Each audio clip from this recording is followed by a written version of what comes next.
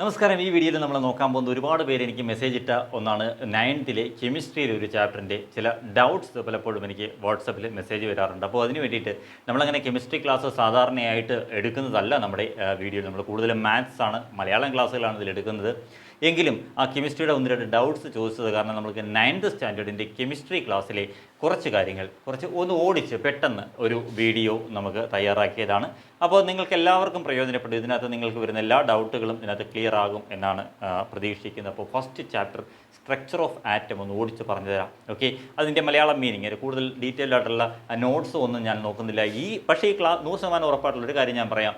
ഈ ക്ലാസ് കേട്ടിട്ട് നിങ്ങൾ ടെക്സ്റ്റ് വായിച്ച് നോക്കുകയാണെങ്കിൽ നിങ്ങൾക്ക് അതിൻ്റെ നോട്ട്സും അതിൻ്റെ എല്ലാ കാര്യങ്ങളും നിങ്ങൾക്ക് സ്വന്തമായിട്ട് തന്നെ പ്രിപ്പയർ ചെയ്യാൻ പറ്റും. നിങ്ങൾക്കത് മനസ്സിലാവുകയും ചെയ്യും. അപ്പോൾ നമുക്ക് എന്തായാലും കൂടുതൽ പറയാതെ നമുക്ക് നേരെ ക്ലാസ്സിലേക്ക് പോകാം. അപ്പോൾ സ്ട്രക്ചർ ഓഫ് ആറ്റം, ഒരു ആറ്റത്തിൻ്റെ സ്ട്രക്ചറിനെ പറ്റിയാണ് നമ്മൾ ഈ ചാപ്റ്ററിൽ പഠിക്കുന്നത്. ആറ്റം എന്താണ് നമ്മൾ കഴിഞ്ഞ വർഷങ്ങളിലൊക്കെ പഠിച്ചു അല്ലേ. നമ്മുടെ എല്ലാ സബ്സ്റ്റൻസിനെയും നമ്മൾ ചെറുതാക്കി മുറിച്ച് കൊണ്ടുപോകുകയാണെന്നുണ്ടെങ്കിൽ അതിൻ്റെ അവസാനം അതിൻ്റെ പാർട്ടിക്കിൾസ് കിട്ടും. നമ്മൾ 8ാം ക്ലാസ്സിൽ പഠിച്ചാണല്ലേ. അതിൻ്റെ പാർട്ടിക്കിൾസ് ഏറ്റവും ചെറിയ കണികകൾ കിട്ടും. അതിനെ വീണ്ടും നമ്മൾ ചെറുതാക്കി കൊണ്ടുപോകണമെന്നുണ്ടെങ്കിൽ അവസാനം അത് എലമെൻറ്റ്സ് കിട്ടും. എലമെൻറ്റ്സിനെ പറ്റിയൊക്കെ നമ്മൾ പഠിച്ചു അല്ലേ. ആ എലമെൻറ്റിൻ്റെ ഏറ്റവും ചെറിയ രൂപമാണ് ആറ്റം. അതായത് ആറ്റം എന്ന് പറഞ്ഞാൽ ഒരു ഹൈഡ്രജൻ ആറ്റം എന്ന് പറഞ്ഞു കഴിഞ്ഞാൽ അത് ഹൈഡ്രജൻ്റെ ഏറ്റവും ചെറിയ ഒരു കണിക, ഹൈഡ്രജൻ എന്ന് പറയുന്ന ഏറ്റവും ചെറിയൊരു കണിക, അല്ലെങ്കിൽ oxygen atom, nitrogen atom, chlorine atom, carbon, sodium, potassium, ഇങ്ങനെയൊക്കെയുള്ള ഒരുപാട് വേർഡ്സ്, ഒരുപാട് ആറ്റംസ് നിങ്ങൾക്ക് ഫെമിലിയറാണ്. ആറ്റം എണ്ണാനും ആറ്റത്തിൻ്റെ എണ്ണം എടുക്കാനും ഒക്കെ നമ്മൾ പഠിച്ചാണ്. കെമിക്കൽ ഇക്വേഷൻ ബാലൻസ് ചെയ്യാനൊക്കെ പഠിച്ചാണ്. അതൊക്കെ ഒന്ന് ഓർമ്മ വരണം പെട്ടെന്ന്. ഓക്കെ, അപ്പോൾ നമുക്ക് ഈ ആറ്റം ഏറ്റവും സ്മോളസ്റ്റ് പാർട്ടിക്കിൾ ആണ് എന്ന് നമ്മൾ കഴിഞ്ഞ വർഷം പഠിച്ചു. ഏറ്റവും ചെറിയ പാർട്ടിക്കിളാണ് ആറ്റം എന്ന്. ഇത് നമ്മളല്ല പറഞ്ഞത്, ഇത് ജോൺ ഡാൾട്ടൺ എന്ന് പറയുന്ന ഒരു സയൻറ്റിസ്റ്റ് പണ്ട് കാലത്ത് കണ്ടുപിടിച്ച കാര്യമാണ്. എന്താണ് ആറ്റം? അദ്ദേഹമാണ് ഒരു അറ്റോമിക് തിയറി ഉണ്ടാക്കിയത്. ആറ്റത്തിനെ പറ്റി ഒരു തിയറി ഉണ്ടാക്കി ആദ്യമായിട്ട് ജോൺ ഡാൾട്ടൺ എന്ന് പറയും. അദ്ദേഹം പറഞ്ഞ കാര്യം വളരെ സിമ്പിളാണ്. എന്താ? Atom is the smallest particle. അല്ലെങ്കിൽ all substances are made up of atoms. Atom is indivisible. ആറ്റത്തിനെ ഡിവൈഡ് ചെയ്യാൻ പറ്റില്ല. എല്ലാ ആറ്റവും ഒരുപോലെ തന്നെയാണ്. ഒരു എലമെൻറ്റിൻ്റെ എല്ലാ ആറ്റവും ഒരുപോലെ തന്നെയാണ്. ഡിഫറെൻറ്റ് എലമെൻറ്റ്സിൻ്റെ ആറ്റംസ് തമ്മിൽ ഡിഫറൻ്റ് ആണ്. ഇങ്ങനെയൊക്കെയുള്ള കുറേ കാര്യങ്ങൾ നമുക്ക് ഡാൾട്ടൺ പറഞ്ഞു തന്നു. അറ്റോമിക് തിയറി എന്ന് പറഞ്ഞിട്ട് ആദ്യ കാലത്തൊരു അറ്റോമിക് തിയറി, ഒരു തിയറി ഉണ്ടാക്കി. പക്ഷേ പിന്നീട് വന്ന സയൻറ്റിസ്റ്റുകൾ തെളിയിച്ചു അതിൽ ഡാൾട്ടൺ പറഞ്ഞ എല്ലാ കാര്യങ്ങളൊന്നും ശരിയല്ല. ചില കാര്യങ്ങൾ ശരിയാണ്, കൂടുതൽ കാര്യങ്ങൾ ശരിയാണ്, പക്ഷേ ചില കാര്യങ്ങളിൽ ചില മിസ്റ്റേക്സ് ഉണ്ട്. അന്നത്തെ കാലമാണ്, അല്ലെങ്കിൽ സയൻസ് അങ്ങനെയാണ്. ഒരു കാര്യം പഠിച്ചു കഴിഞ്ഞാൽ കുറേ നാൾ കഴിയുമ്പോഴത്തേക്ക് അതിനെപ്പറ്റി കൂടുതൽ അറിവ് കിട്ടിക്കഴിയുമ്പോൾ ചില ചേഞ്ചസ് ഒക്കെ വരാം, ചില മാറ്റങ്ങളൊക്കെ വരാം. ഓക്കെ, സയൻസ് അപ്ഡേറ്റ് ചെയ്തുകൊണ്ടിരിക്കുന്ന ഒരു സബ്ജക്റ്റാണ് എപ്പോഴും. ഓക്കെ, അപ്ഡേറ്റ് ചെയ്തുകൊണ്ടിരിക്കുമ്പോൾ അതിനകത്ത് ചില വ്യത്യാസങ്ങളൊക്കെ നമുക്ക് വരും. അപ്പോൾ ആറ്റത്തിനെ പറ്റി ജോൺ ഡാൾട്ടൺ പറഞ്ഞ കാര്യം ആറ്റം ഈസ് ഇൻഡിവിസിബിൾ എന്നാണ്. പക്ഷേ പിന്നീട് വന്ന സയൻറ്റിസ്റ്റുകൾ തെളിയിച്ചു atom is not indivisible, atom is divisible. ആറ്റത്തിനെ നമുക്ക് വീണ്ടും ഡിവൈഡ് ചെയ്യാൻ പറ്റും. ആറ്റം ഒരു ചെറിയ പാർട്ടിക്കിളാണ്, നമുക്ക് കണ്ണുകൊണ്ട് പോലും കാണാൻ പറ്റില്ല. പക്ഷേ ആറ്റത്തിനെ നമുക്ക് വീണ്ടും ചെറുതാക്കാൻ പറ്റും. എങ്ങനെ? ആറ്റത്തിനകത്ത് പാർട്ടിക്കിൾസ് ഉണ്ട്. ആറ്റത്തിനകത്തുള്ള പാർട്ടിക്കിൾസിനെ നമ്മൾ അറിയപ്പെടുന്ന പേര്, നമ്മൾ വിളിക്കുന്ന പേരെന്താണ്? സബ് അറ്റോമിക് പാർട്ടിക്കിൾസ് എന്നാണ്. എന്താണ് സബ് അറ്റോമിക് പാർട്ടിക്കിൾസ് എന്ന് പറയും? സബ് അറ്റോമിക് പാർട്ടിക്കിൾസ് നിങ്ങൾക്ക് പഠിക്കാനുള്ള ഒന്നാമത്തെ point sub atomic particles. Atom എന്താണ് നിങ്ങൾ ഓൾറെഡി പഠിച്ച് കഴിഞ്ഞു. ഓക്കെ, ആറ്റം, മോളിക്യൂൾ, ആറ്റംസ് ചേരുമ്പോൾ മോളിക്യൂൾ ഉണ്ടാവുന്നൊക്കെ ഇൻഡിപെൻഡൻ്റ് ആയിട്ട് നിൽക്കുന്ന ആറ്റത്തിനെ നമ്മൾ മോളിക്യൂൾ എന്ന് പറയും.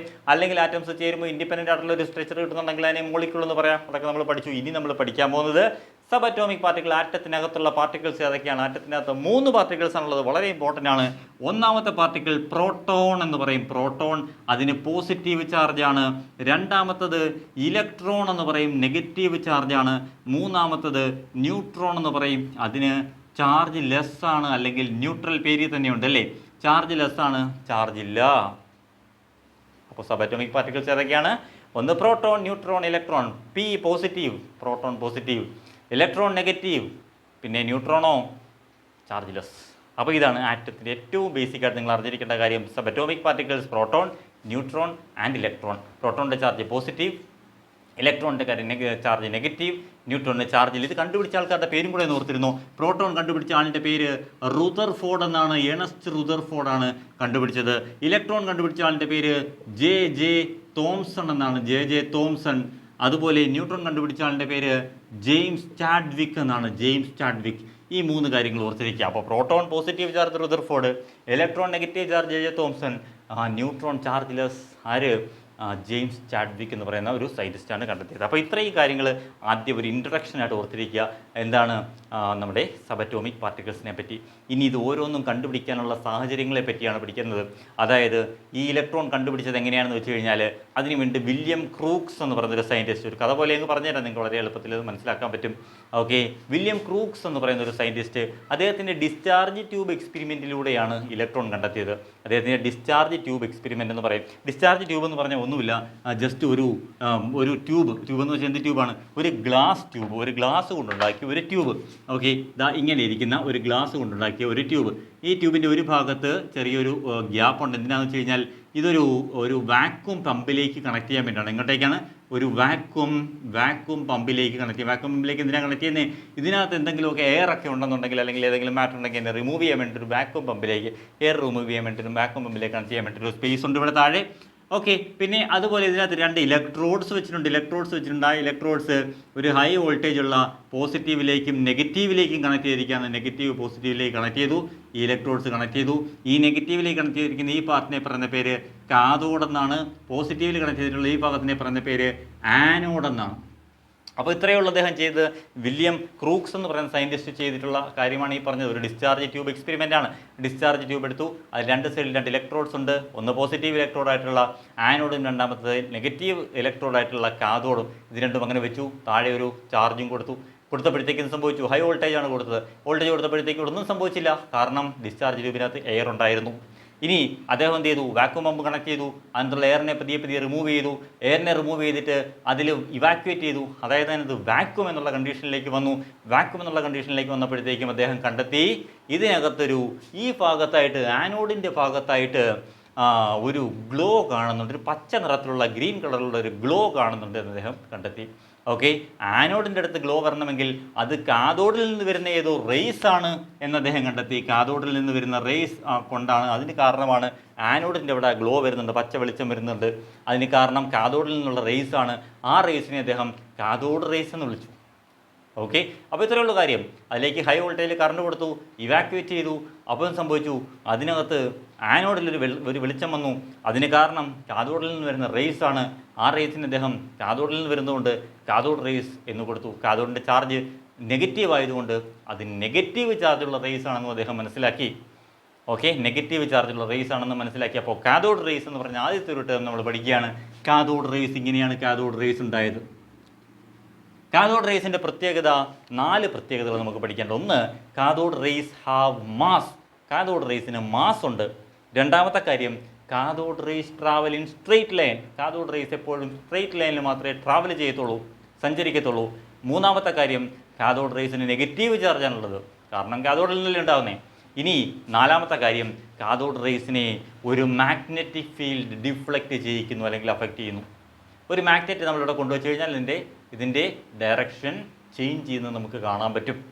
അപ്പം 4 കാര്യങ്ങൾ. ഒന്ന് എന്താണ്?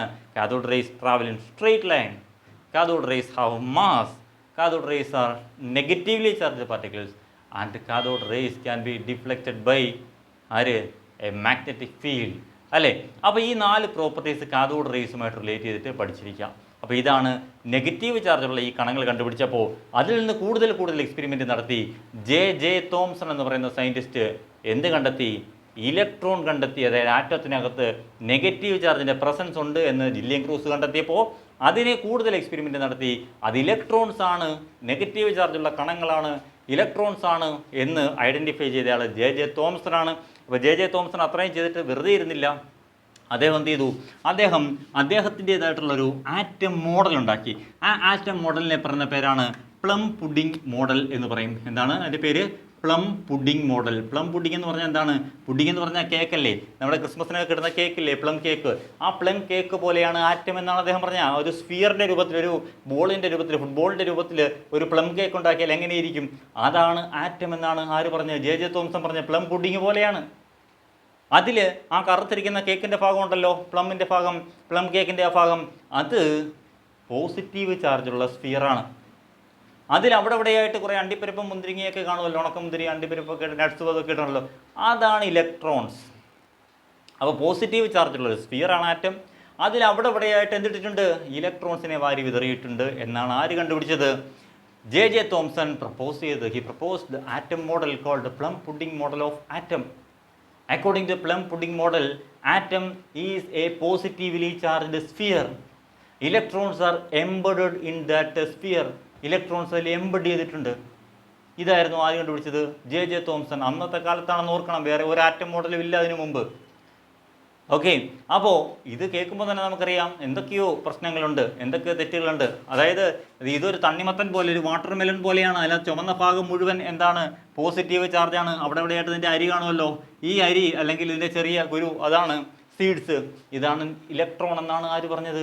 J.J. തോംസൺ പറഞ്ഞത്. അതല്ല നമുക്കറിയാം അല്ലേ. അപ്പോൾ എന്തായാലും കുറേ ക്വസ്റ്റ്യൻസിനൊന്നും എക്സ്പ്ലെയിൻ ചെയ്യാൻ വേണ്ടി ആൻസർ കൊടുക്കാം. സയൻസിൽ വെറുതെ കാര്യങ്ങൾ പറഞ്ഞാൽ പോരാ. സയൻറ്റിസ്റ്റിന് വരുന്ന ഡൗട്ട്സ് എല്ലാം ക്ലിയർ ചെയ്ത് പോകണം. അതൊന്നും ക്ലിയർ ചെയ്യാൻ ഈ മോഡലിന് കഴിഞ്ഞില്ല. So it was rejected. അതെന്ത് ചെയ്തു? റിജക്റ്റ് ചെയ്യപ്പെട്ടു അന്നത്തെ കാലത്ത്. അപ്പോഴാണ് മറ്റൊരു സയൻറ്റിസ്റ്റ്, ഏണസ്റ്റ് റുദർഫോർഡ് എന്ന് പറയുന്ന ഒരു സയൻറ്റിസ്റ്റ്, അദ്ദേഹത്തിന് മുമ്പ് ഗോൾഡ്സ്റ്റീൻ എന്ന് പറയുന്നൊരു സയൻറ്റിസ്റ്റ് ഈ ആറ്റത്തിനകത്ത് പോസിറ്റീവ് ചാർജിൻ്റെ പ്രസൻസ് കണ്ടെത്തിയിരുന്നു. ആറ്റത്തിനകത്ത് പോസിറ്റീവ് ചാർജിൻ്റെ പ്രസൻസ് ഉണ്ട് എന്ന് ഈ ഗോൾഡ്സ്റ്റീൻ കണ്ടെത്തി. അതിനുശേഷം വന്ന ഈ ഏണസ്റ്റ് റുദർഫോർഡ് ഒരു എക്സ്പെരിമെൻ്റ് നടത്തി. ഈ എക്സ്പെരിമെൻ്റിൻ്റെ പേര് ഗോൾഡ് ഫോയിൽ എക്സ്പെരിമെൻ്റ് എന്നാണ്. വളരെ ഇമ്പോർട്ടൻ്റ് ആയിട്ടുള്ള, വളരെ രസകരമായിട്ടുള്ള ഒരു എക്സ്പെരിമെൻ്റാണ് നടത്തിയതിന് പറയുന്ന പേര് ഗോൾഡ് ഫോയിൽ എക്സ്പെരിമെൻ്റ് എന്നാണ്. ആരാണ് നടത്തിയത്? ഏണസ്റ്റ് റുദർഫോർഡും അദ്ദേഹത്തിൻ്റെ കൂടെ 1-2 പേരും ഉണ്ടായിരുന്നു. നിങ്ങൾ റുദർഫോർഡിൻ്റെ കാര്യം ഓർത്തിരിക്കുക. ഓക്കെ, അപ്പോൾ അദ്ദേഹം ചെയ്തത് എന്താണെന്ന് വെച്ച് കഴിഞ്ഞാൽ ഒരു ഗോൾഡ് ഫോയിൽ എന്ന് പറഞ്ഞാൽ നമ്മുടെ ഈ അലൂമിനിയം ഫോയിലൊക്കെ പോലെയുള്ള വളരെ കട്ടി കുറഞ്ഞ ഗോൾഡിൻ്റെ ഷീറ്റ്, അതാണ് ഗോൾഡ് ഫോയിൽ എന്ന് പറയുന്നത്. അപ്പോൾ ആദ്യം ഒരു ഗോൾഡ് ഫോയിൽ എടുത്ത് ഒരിടത്ത് ഫിക്സ് ചെയ്തങ്ങ് വെച്ചു. ഒരു ഗോൾഡ് ഫോയിൽ എടുത്ത് വെച്ച് ഫിക്സ് ചെയ്ത് വെച്ചു. ഇതിന് ചുറ്റും ഒരു തിന്നായിട്ടുള്ള ഒരു ഫോട്ടോഗ്രാഫിക് ഫിലിം കൊണ്ട് ഇതിനെ അങ്ങ് കവർ ചെയ്തു. ഒരു തിന്നായിട്ടുള്ള ഫോട്ടോഗ്രാഫിക് ഫിലിം, വളരെ മനോഹരമായിട്ടുള്ള പുസ്തകം, പാഠം നിങ്ങളുടെ ടെക്സ്റ്റ് ബുക്കിലുണ്ട്. ഓക്കെ, ഞാനിത് റഫായിട്ട് വരയ്ക്കുകയാണ്. അപ്പോൾ ഇവിടെ നമ്മൾ എന്ത് ചെയ്തു? നമ്മളല്ല അയാൾ ചെയ്തത്, ആരാണ്? റുദർഫോർഡ് ചെയ്തത് എന്താണെന്ന് വെച്ച് കഴിഞ്ഞാൽ ഒരു വളരെ തിന്നായിട്ടുള്ള ഒരു ഗോൾഡ് ഫോയിൽ എടുത്തു, അതിനെ ഒരിടത്ത് പ്ലേസ് ചെയ്തു. അതിന് ചുറ്റും ഒരു തിന്നായിട്ടുള്ള ഫോട്ടോഗ്രാഫിക് ഫിലിം കവർ ചെയ്തു. എന്നിട്ട് ഇവിടെ നിന്ന് ലേസർ അടിക്കുന്നത് പോലെ ആൽഫ റേസിനെ ഇങ്ങോട്ടേക്ക് പാസ് ചെയ്യിച്ചു. ആൽഫ റേസ് എന്ന് പറഞ്ഞാൽ പോസിറ്റീവ് ചാർജുള്ള റേസ് ആണ് ആൽഫ റേസ്. ഈ പോസിറ്റീവ് ചാർജുള്ള ആൽഫ റേസിനെ എങ്ങോട്ടേക്ക്, ആൽഫ റേസിനെ എങ്ങോട്ടേക്ക് പാസ് ചെയ്യിച്ചു? ഈ ഗോൾഡ് ഫോയിലിനകത്തൂടെ പാസ് ചെയ്യിച്ചു. എന്നിട്ട് ഒബ്സർവ് ചെയ്തു. അദ്ദേഹം കണ്ട കാര്യം എന്താണെന്ന് വെച്ച് കഴിഞ്ഞാൽ കൂടുതൽ റേസും നേരെ തന്നെ പോയി ഫോട്ടോഗ്രാഫിക് ഫിലിമിലേക്ക് വീഴുന്നുണ്ട്. Most of the rays travel in straight line without any deflection. ഒരു ഡിഫ്ലക്ഷനും ഇല്ലാതെ നേരെ തന്നെ പോകുന്നുണ്ട് കൂടുതൽ. ഇപ്പോൾ 100 റേസ് പോയി കഴിഞ്ഞാൽ ഒരു 80 എണ്ണോ നേരെ പോകുന്നുണ്ട്. 100 എഴുതിയിരിക്കില്ല, 100 അല്ല പോകുന്നത്, ഇഷ്ടം പോലെ പോകുന്നുണ്ട്. നിങ്ങൾക്ക് മനസ്സിലാൻ വേണ്ടി പറഞ്ഞതാണ്. കൂടുതലെണ്ണോ നേരെ പോകുന്നുണ്ട്. ചിലത് മാത്രം ചെറുതായിട്ട് ഡിഫ്ലക്റ്റ് ചെയ്യുന്നുണ്ട്. ചിലതിന് മാത്രം ചെറിയ ഡിഫ്ലക്ഷൻ, അവിടെ എവിടെയായിട്ട് ചെറിയ ഡിഫ്ലക്ഷൻ വരുന്നുണ്ട്. 100 പോയി കഴിഞ്ഞാൽ അതൊരു 10 ഡിഫ്ലക്റ്റ് ചെയ്ത് പോകുന്നുണ്ട്. 10-15 ഡിഫ്ലക്റ്റ് ചെയ്ത് പോകുന്നുണ്ട്. വളരെ അപൂർവമായിട്ട് വളരെ റെയറായിട്ട് ചിലത് തട്ടി തിരിച്ചു വരുന്നുണ്ട്, റീബൗണ്ട് ചെയ്യുന്നുണ്ട്, ബൗൺസ് ബാക്ക്, തട്ടി തിരിച്ചു വരുന്നുണ്ട്. ഇതും അദ്ദേഹം കണ്ടു. അപ്പോൾ എന്തൊക്കെയാണ് ഒബ്സർവ് ചെയ്തത്? 3 കാര്യങ്ങളാണ് ഒബ്സർവ് ചെയ്തത്. ഒന്നാമത്തെ കാര്യം, കൂടുതൽ റേസ് നേരെ തന്നെ പോകുന്നുണ്ട്, ഈ ഗോൾഡ് ഫോയിലിനകത്തൂടെ കയറി അങ്ങ് പോവുകയാണ്. ഓക്കെ, രണ്ടാമത്തെ കാര്യം, ചിലതൊക്കെ ചെറിയ ഡിഫ്ലക്ഷൻസ് വരുന്നുണ്ട്, ചിലത് തട്ടി തിരിച്ചു വരുന്നുണ്ട്, അതുപോലെ തിരിച്ചു വരുന്നുണ്ട്. അത് നമുക്ക് എന്തുകൊണ്ടാണെന്ന് അദ്ദേഹം കൂടുതൽ ഒബ്സർവ് ചെയ്തു. അവസാനം കുറച്ച് കൺക്ലൂഷനിലെത്തി. ഇതാണ് നമ്മുടെ ഗോൾഡ് ഫോയിൽ. ഈ ഗോൾഡ് ഫോയിലിനകത്ത് നിറയെ ഗോൾഡിൻ്റെ ആറ്റംസ് ഉണ്ട്. ഈ ആറ്റത്തിന് ഒരു സെൻറ്ററുണ്ട്. ഓരോ ആറ്റത്തിനും സെൻറ്ററുണ്ട്.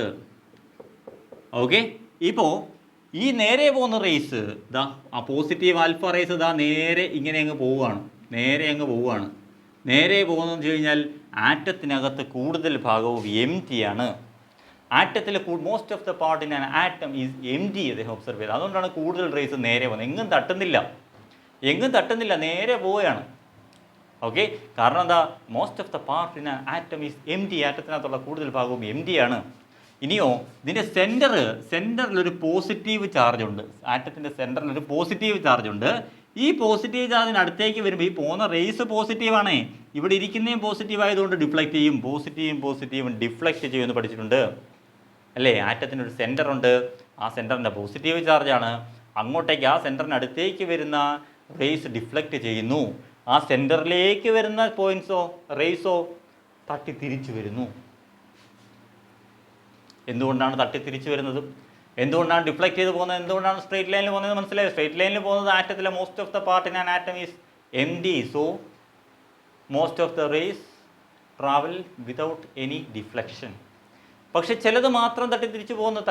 ഡിഫ്ലക്ട് ചെയ്യുന്നതിന് കാരണം ആറ്റത്തിനൊരു സെൻറ്റർ ഉണ്ട്. Atom has a centre, it is called, അദ്ദേഹം ഒരു പേര് വിളിച്ചു, അതിനെ അദ്ദേഹം വിളിച്ച പേരാണ് ന്യൂക്ലിയസ്. എന്താണ്? ന്യൂക്ലിയസ്. നമ്മൾ വേറെ ന്യൂക്ലിയസ് പഠിച്ചിട്ടുണ്ട് ആറ്റത്തിൻ്റെ കാര്യത്തിൽ, ബയോളജിയിൽ പഠിച്ചിട്ടുണ്ട്. ആ ന്യൂക്ലിയസ് അല്ല ഈ ന്യൂക്ലിയസ്, ഇത് വേറെ ന്യൂക്ലിയസ്. അപ്പോൾ ന്യൂക്ലിയസ് എന്നുള്ള പേര് വിളിച്ചു. ന്യൂക്ലിയസ് എന്ന് പറയുന്നത് ആറ്റത്തിൻ്റെ സെൻറ്ററാണ്. ആറ്റത്തിൻ്റെ സെൻറ്റർ പാർട്ടിൽ ന്യൂക്ലിയസ് ഉണ്ട്. ന്യൂക്ലിയസിൻ്റെ ചാർജ് ഏതാണ്? അപ്പോൾ പോസിറ്റീവ് ചാർജാണ്. പോസിറ്റീവ് ചാർജ് ആവണമെങ്കിൽ ന്യൂക്ലിയസിനകത്ത് എന്തുണ്ട്? പ്രോട്ടോൺ ഉണ്ട്. അപ്പോൾ ന്യൂക്ലിയസ് കണ്ടുപിടിച്ചത് ആരാണ്? റുദർഫോർഡാണ്. ആ ന്യൂക്ലിയസിനകത്തുള്ള പോസിറ്റീവ് ചാർജിന് കാരണക്കാരൻ ആരാണ്? പ്രോട്ടോണാണ്. ഓക്കെ, ഇതിൽ നിന്ന് റുദർഫോർഡിന് കുറേ കാര്യങ്ങളൊക്കെ മനസ്സിലായി. അതെല്ലാം കൂടെ വെച്ചിട്ട് റുദർഫോർഡ് ഒരു ആറ്റം മോഡൽ ഉണ്ടാക്കി. ആറ്റം മോഡലിനെ പറയുന്ന പേരാണ് റുദർഫോർഡ്സ് ആറ്റം മോഡൽ, അല്ലെങ്കിൽ model of atom. Rutherford's model of atom. ആ റുദർഫോർഡിൻ്റെ മോഡൽ ഓഫ് ആറ്റം അനുസരിച്ച് സെൻറ്ററിൽ ന്യൂക്ലിയസ് ഉണ്ട്. അതിനകത്ത് എന്തൊക്കെയുണ്ട്? പ്രോട്ടോൺസ് ആണ്, പോസിറ്റീവ് ചാർജുള്ള പ്രോട്ടോൺസ് ആണ് അവിടെ ഇരിക്കുന്നത്. ഇതിന് ചുറ്റും ചില പാത്തുകളുണ്ട്. ഈ പാത്തിൽ ഇലക്ട്രോൺസ് ഇങ്ങനെ കറങ്ങിക്കൊണ്ടിരിക്കുകയാണ്. ഇലക്ട്രോൺസ് ഇങ്ങനെ അവിടെ ഇവിടെയായിട്ട് കറങ്ങിക്കൊണ്ടിരിക്കുകയാണ്. ഇങ്ങനെ ഒരു സിസ്റ്റം ഇത് എവിടെയെങ്കിലും കണ്ടിട്ടുണ്ടോ? യെസ്, നമ്മുടെ സോളാർ സിസ്റ്റത്തിൽ ഇങ്ങനെയാണല്ലേ. നമ്മുടെ സോളാർ സിസ്റ്റത്തിൽ നടുക്ക് സണ്ണുണ്ട്, ഇവിടെ ആറ്റത്തിലോ ന്യൂക്ലിയസ് ഉണ്ട്.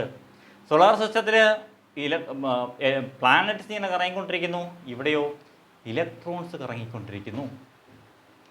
അപ്പോൾ ഒന്ന് ആലോചിച്ച് നോക്കിയേ, ഏറ്റവും കുഞ്ഞാറ്റത്തിലും ഏറ്റവും വലിയ സോളാർ സിസ്റ്റത്തിലും ഒരേപോലെ തന്നെയാണ് അല്ലേ? അതിൻ്റെ സ്ട്രക്ചർ ഒരേപോലെ തന്നെയാണ്. ഇതാര് കണ്ടെത്തി? റുദർഫോർഡ് കണ്ടെത്തി. ഓക്കെ, പക്ഷേ ഇതിന് ചില ഡ്രോബാക്സ് ഉണ്ടായിരുന്നു. ഡ്രോബാക്സ് എന്ന് പറഞ്ഞാൽ ചില ലിമിറ്റേഷൻ എന്താണെന്ന് വെച്ച് കഴിഞ്ഞാൽ, ഇതിനെ കറക്റ്റായിട്ട് സയൻറ്റിസ്റ്റുകൾ ഈ സയൻസിൽ നമ്മൾ എന്തെങ്കിലും കണ്ടുപിടിച്ചോണം കൂടെ, വലിയ കാര്യമായിട്ട് നമ്മൾ എന്തെങ്കിലും കണ്ടുപിടിച്ചോണം കൂടെ ചെല്ലുമ്പോഴത്തേക്ക് സയൻറ്റിസ്റ്റുകൾ ഒരു ക്വസ്റ്റ്യൻസ് ഒക്കെ ചോദിക്കും. അതിനെല്ലാം നമ്മൾ കൃത്യമായിട്ട് എക്സ്പ്ലെയിൻ ചെയ്യണം, ഇല്ലാന്നുണ്ടെങ്കിൽ റിജക്റ്റ് ചെയ്യും. സയൻസിൻ്റെ പ്രത്യേകത, സയൻസിന് എല്ലാത്തിനും പ്രൂഫ് വേണം. ഓക്കെ, അപ്പോൾ സയൻസിന് പ്രൂഫ്, ഇതിൻ്റെ കാര്യം എന്താണ് ഡൗട്ട് എന്ന് വെച്ച് കഴിഞ്ഞാൽ, ഈ ഇലക്ട്രോൺസ് ഇങ്ങനെ കറങ്ങിക്കൊണ്ടിരിക്കുകയാണെന്നുണ്ടെങ്കിൽ എന്ത് സംഭവിക്കും? ഇലക്ട്രോൺസ് ഇങ്ങനെ കറങ്ങിക്കൊണ്ടിരിക്കുന്നതിന് എനർജി വേണം. നമ്മളിപ്പോൾ ഒരു ഗ്രൗണ്ടിന് ചുറ്റും കുറേ തവണ കിടന്ന് ഓടിക്കൊണ്ടിരിക്കും. നമുക്ക് ആദ്യമൊക്കെ നമ്മൾ നല്ലതുപോലെ ഓടും, പക്ഷേ പതിയെ നമ്മുടെ എനർജി നഷ്ടപ്പെടും. എനർജി നഷ്ടപ്പെട്ട് കഴിഞ്ഞാൽ നമ്മൾ മറിഞ്ഞു വീഴും. ഇതേപോലെ ഇലക്ട്രോൺസ് ഇങ്ങനെ കറങ്ങിക്കൊണ്ടിരിക്കണമെങ്കിൽ ഇലക്ട്രോൺസിന് എനർജി വേണം. ഈ എനർജി ഉപയോഗിക്കുന്നതനുസരിച്ച് തീർന്നു പോകും. ഈ തീർന്നു പോകുന്ന എനർജി തീർന്നു പോയി കഴിഞ്ഞാൽ ഇലക്ട്രോൺസ് നെഗറ്റീവ് ചാർജുള്ള പാർട്ടിക്കിൾസ് ആണ്. അത് നേരെ എങ്ങോട്ടേക്ക് വീഴും? ന്യൂക്ലിയസിലേക്ക് വീണ് പോവും. ആറ്റം അൺസ്റ്റേബിൾ ആവും. പക്ഷേ ഇത് സംഭവിക്കുന്നില്ല. ആറ്റം സ്റ്റേബിളാണ്. അതെന്തുകൊണ്ടാണെന്ന് എക്സ്പ്ലെയിൻ ചെയ്യാൻ ആർക്ക് കഴിഞ്ഞില്ല? റുദർഫോർഡിന് കഴിഞ്ഞില്ല. So that is the limitation of Rutherford's model of atom. മനസ്സിലായോ? കഥ പോലെ ഓർത്തിരുന്നാൽ മതി, വളരെ സിമ്പിളാണ്. അതിനെ കൃത്യമായിട്ട് എക്സ്പ്ലെയിൻ ചെയ്ത ആളാരാണെന്നറിയാമോ? അതാണ് നീൽസ് ബോർ. അന്ന് പറയാം ഇലക്ട്രോൺസ് കറങ്ങണമെങ്കിൽ ഇലക്ട്രോൺസിൻ്റെ എനർജി വേണം. എനർജി ഉപയോഗിച്ച് ഇങ്ങനെ കറങ്ങിക്കൊണ്ടിരിക്കുന്നതനുസരിച്ച് ഇലക്ട്രോൺസ് എന്ത് സംഭവിക്കും? എനർജി നഷ്ടപ്പെടും. എനർജി ലോസ് വന്നു കഴിഞ്ഞാൽ എന്ത് ചെയ്യും? ഇലക്ട്രോൺസ് നേരെ ന്യൂക്ലിയസിലേക്ക് വീഴും. ന്യൂക്ലിയസിലേക്ക് വീണാൽ സംഭവിക്കും? അൺസ്റ്റേബിൾ ആവും. പക്ഷേ അങ്ങനെ സംഭവിക്കുന്നില്ല. അതെന്തുകൊണ്ടാണെന്ന് എക്സ്പ്ലെയിൻ ചെയ്യാൻ ആർക്ക് പറ്റിയില്ല? റുദർഫോർഡിന് പറ്റിയില്ല. That is the failure of, അല്ലെങ്കിൽ that is the limitation of Rutherford's model. Okay, അതിനെ എക്സ്പ്ലെയിൻ ചെയ്ത് നീൽസ് ബോർ ആണ്. അത് നമുക്ക് പഠിക്കാം. ഇനി അതിൻ്റെ ഇടയ്ക്കൂടെ ന്യൂട്രോൺസ് ഉണ്ട്. ന്യൂട്രോൺസിനെ കണ്ടുപിടിച്ച ജെയിംസ് ചാഡ്വിക് ആണ്. ഈ ന്യൂക്ലിയസിനകത്ത് പ്രോട്ടോൺ ഉണ്ടെന്ന് റുദർഫോർഡ് കണ്ടുപിടിച്ചു. അപ്പോൾ പിന്നെ ഒരു പാർട്ടിക്കിളോട് ഉണ്ട്, അത് ന്യൂട്രോൺ ആണെന്ന് ആര് കണ്ടുപിടിച്ചു? ചാർജ് ഇല്ലാത്ത പാർട്ടിക്കിളുണ്ട്, അതിൻ്റെ പേര് ന്യൂട്രോൺ എന്നാണ്. പേര് കൊടുത്തു? ജെയിംസ് ചാഡ്വിക്ക് പേര് കൊടുത്തു. അപ്പോൾ 3 എണ്ണമായി: പ്രോട്ടോൺ, ന്യൂട്രോൺ, ഇലക്ട്രോൺ. 3 കണ്ടുപിടിച്ചു. ഇനി അതിൻ്റെ ഒരു ആറ്റം മോഡലും കൂടെ ഉള്ളൂ. ആറ്റം മോഡലിലൂടെ നമുക്ക് പഠിക്കാനുണ്ട്. അപ്പോൾ ഒരു ആറ്റത്തിൻ്റെ സ്ട്രക്ചർ എങ്ങനെയാണ്? സ്ട്രക്ചർ ഇത് തന്നെയാണ്. ആറ്റത്തിനകത്ത് ന്യൂട്രോണും പ്രോട്ടോണും കൂടെ ന്യൂക്ലിയസിനകത്ത്, ഇലക്ട്രോൺസ് ഓർബിറ്റിൽ കറങ്ങിക്കൊണ്ടിരിക്കും. ഓർബിറ്റ് എന്ന് പറയും, കറങ്ങുന്ന പാത്തിനെ ഓർബിറ്റ് എന്ന് പറയും. അപ്പോൾ ഇതാണ് ഒരു ആറ്റത്തിൻ്റെ സ്ട്രക്ചർ. അപ്പോൾ ഈ ഡ്രോബാക്ക് അല്ലെങ്കിൽ ലിമിറ്റേഷനെ ആര് ഓവർകം ചെയ്തു? ഈ ഓവർകം ചെയ്യാനുള്ള തെളിവുകൾ ആര് കൊടുത്തു? നീൽസ് ബോർ കൊടുത്തു. ആ നീൽസ് ബോറിൻ്റെ ആറ്റം മോഡലുണ്ട്. അത് നമുക്ക് അടുത്ത വീഡിയോയിൽ അപ്ലോഡ് ചെയ്യാം. എല്ലാം കൂടെ ഒരുമിച്ച് ചെയ്ത് കഴിഞ്ഞാൽ നിങ്ങൾക്ക് കൺഫ്യൂഷൻ ആവില്ല. ഇതിപ്പോൾ പറഞ്ഞാൽ മനസ്സിലായോ എന്തെങ്കിലുമൊക്കെ? ഇനി ടെക്സ്റ്റ് ബുക്ക് ഒന്ന് വായിച്ച് നോക്കുക. ഇത് മനസ്സിലായി കാണും, പക്ഷേ നിങ്ങൾ ഓർത്തിരിക്കത്തില്ല. ടെക്സ്റ്റ് ബുക്ക് ഒന്ന് വായിച്ച് നോക്കുക, നോട്ട്സ് പ്രിപ്പയർ ചെയ്യുക, പഠിച്ചു നോക്കുക. ഓക്കെ, അടുത്ത വീഡിയോയിൽ നമ്മൾ ഈ ചാപ്റ്റർ വൈൻഡപ്പ് ചെയ്യും, ഫുള്ള് നമ്മൾ തീർക്കും. ഓക്കെ, ബാക്കി നമുക്ക് നെക്സ്റ്റ് ക്ലാസ് നോക്കാം.